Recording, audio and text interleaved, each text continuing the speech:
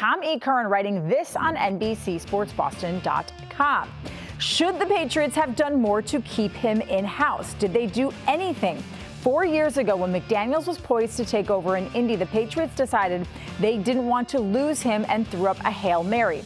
Kraft, his son Jonathan, and Bill Belichick spent 15 hours discussing with McDaniels what it would take to get him to stay. 4 years later, there's still no expiration date in sight for Belichick, and one of the best coaches in the NFL is moving on in part because a succession plan hasn't been articulated.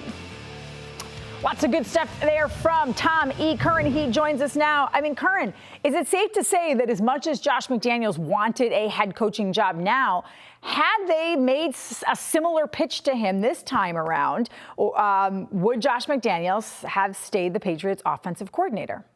His ears certainly would have been open had he been promised the opportunity to be the successor to Bill Belichick.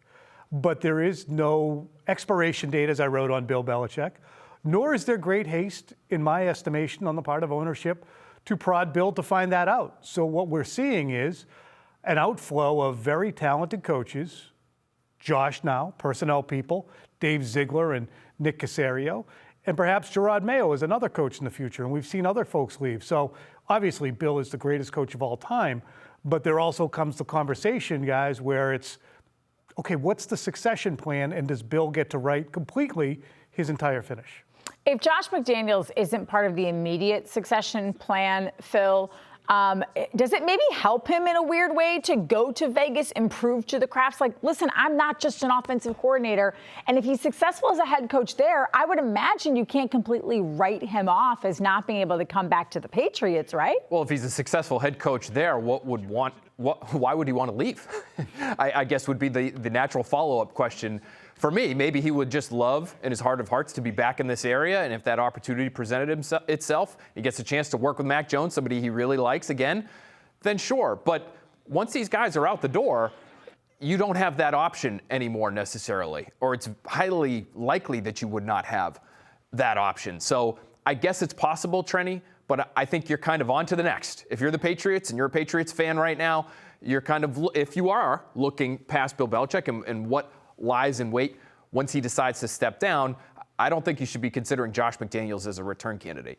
Curran, why were they willing to not make him any promises, Josh McDaniels, and to let the Krafts? Why were not so willing, but why were they more willing this time to let him say, okay, go ahead, we're not going to spend 15 hours trying to figure out how to get you to stay? Well, I think 2018 was an outlier season for a couple of reasons. It was Matt Patricia heading to Detroit, and if they also lost Josh, that meant two coordinators. Joe Judge was also interviewing at that time, and I think he might have been potentially going with Josh McDaniels to Indianapolis. So they would have lost all three coordinators. Additionally, Tom Brady, coming off that 2017 season, wasn't in a good spot, and they needed Josh around to make sure as a buffer between he and Bill. So I think there were a lot of reasons.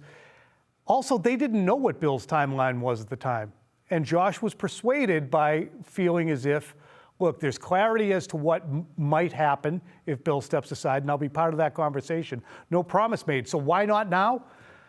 I think because they're realizing, look, Josh is now 46 years old, and Bill still isn't planning on leaving.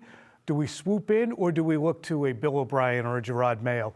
It's really interesting. I think there were different circumstances in 18 compared to now. Phil, when you heard Tom sort of say there doesn't seem to be a true succession plan, what does that say to you about, one, sort of the Krafts navigating this, but two, sort of the indefinite amount of time that Bill Belichick may still want to coach the Patriots? Yeah, I think there are still people close to Bill Belichick who have no idea when he plans on stepping away. And it might be a Tom Brady kind of situation where you just say, he's going to keep coaching until he sucks. And that could still be a very long way off, right? So I think looking at it from a Kraft perspective, what's interesting to me is it is a fascinating approach in terms of strategy, which would be sort of, if it ain't broke, don't fix it. Let's not make a move until we absolutely have to make a move type of strategy. That's not necessarily, I think, how we view the Patriots' approach when it comes to their football team when they're always thinking about the next year, 2022 and 2023 and 2024. But that's what this sort of feels like, is if they don't have a set plan in place, it's because they haven't been forced into making one just yet. Trenni, I think Phil made a great observation between segments here. He said to me, he goes, it's almost like, the Patriots, Bill Belichick and the Krafts, they operate on we'll make the decision when we have to. Believe us.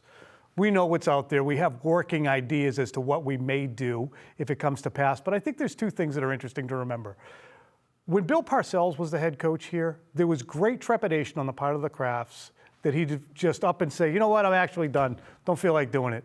They don't have that same feeling with Bill Belichick. He's built a dynasty. He regards this as probably an heirloom that he wants to have burnished and passed on appropriately. So while they don't have a succession plan in place, they have a working idea as to what they might do.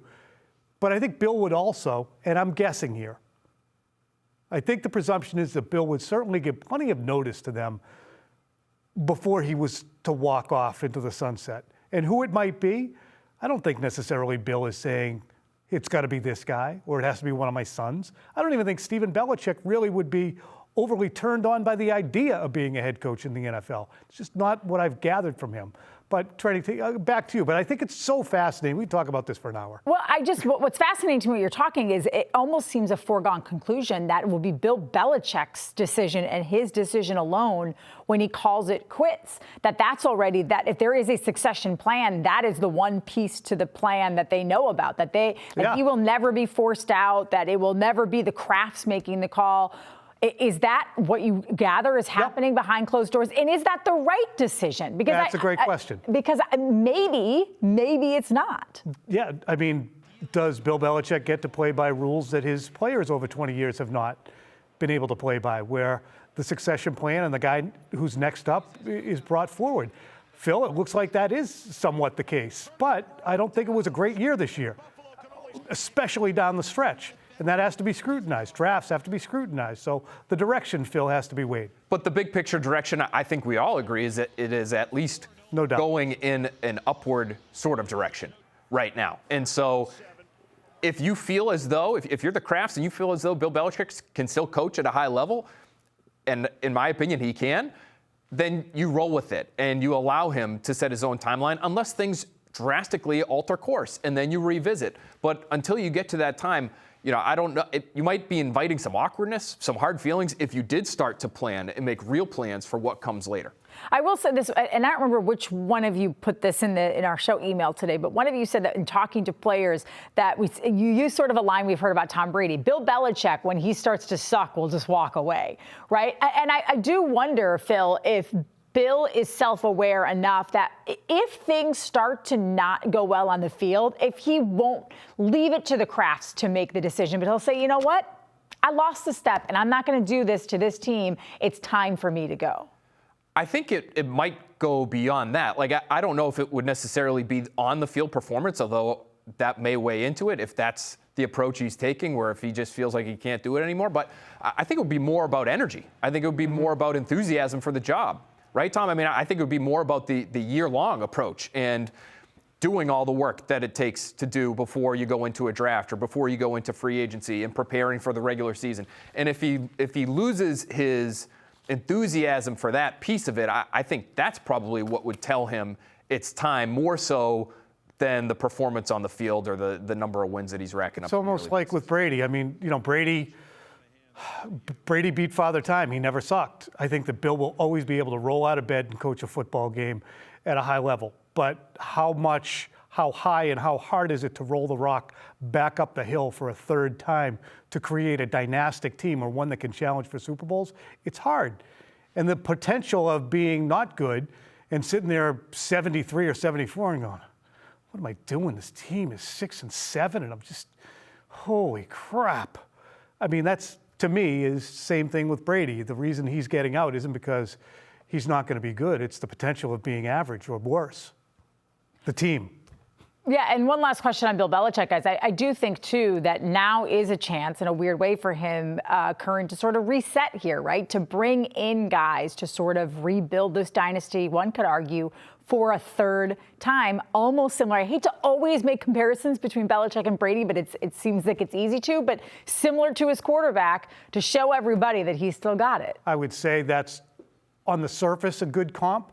but the amount of brain cells that have left this organization, Ernie Adams, Dante Scarnecchia, Brian Flores, Joe Judge, regardless of how they performed elsewhere, Nick Caserio, now Dave Ziegler and Josh McDaniels. You don't just wave a wand and pop a guy in and have that institutional knowledge. By the same token, it's something they've dealt with, and Bill Belichick has dealt with for a long time, Not right? the On same his staff. guys, though. Those are different guys, Phil, aren't they? Well, he lost Scott Pioli, and he lost Eric Mangini, and he lost, we can go on Romeo and on. and And Rack, and right. So, I mean, I think if he still has that enthusiasm, he still feels like this team is improving, and he's doing what he loves to do. And you could look at the team now. You could say it wasn't a great coaching job at the end of the year. They were bad last year. They won 10 games this year. They've got a rookie quarterback. I think he sees the arrow pointing up. I think that excites him. I think it all means we are not seeing the end of Bill Belichick's coaching tenure anytime soon.